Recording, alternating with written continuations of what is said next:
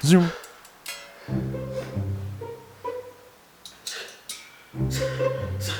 סגי.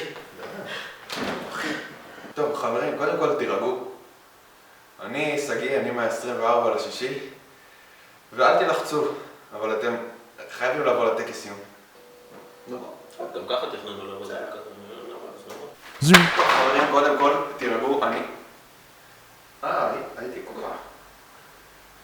טוב, אז תסביר להם. זום. אסור לי לחשוף פרטים, אבל אתם פשוט חייבים לבוא. מה קרה ליהנות?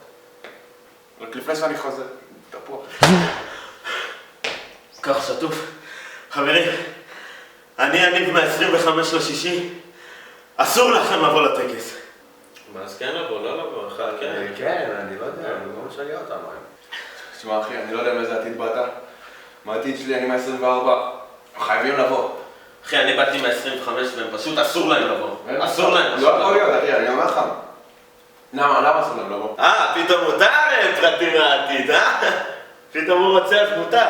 תן לי שנייה. פשוט אסור להם לבוא, אתה לא יודע מה אני יודע. חברים, אני מאמצע יולי. אסור לכם לבוא, פשוט אסור לכם לבוא. אתה רואה? לא לבוא. הנשף היה אסון. מה הנשף? אנחנו מדברים על הטקס. סיבת סיום, מה קרה לך? לטקס תבוא. הטקס היה אחלה, היה פצצה. מה? אז נבוא. יאללה, אז לבוא? בסדר, קבענו, באים? אתם תהרגו לי את יאני. יש לי לב חלש, מה זה? אני בסוף יולי. אל תבואו לטקס. אין מצב שאתם באים לטקס. אתה לא מבין מה ראיתי בסוף יולי. טוב, שיגעתם אותנו. אסור מותר, אסור. כל אחד חושב, הוא מקדימה, אז הוא יודע יותר. כן, תודיעו לנו ונסגור את הסיפור. טוב, תראה, אתה רואה שהוא אומר שכן, ועכשיו הוא אומר, תראה, פשוט הטקס היה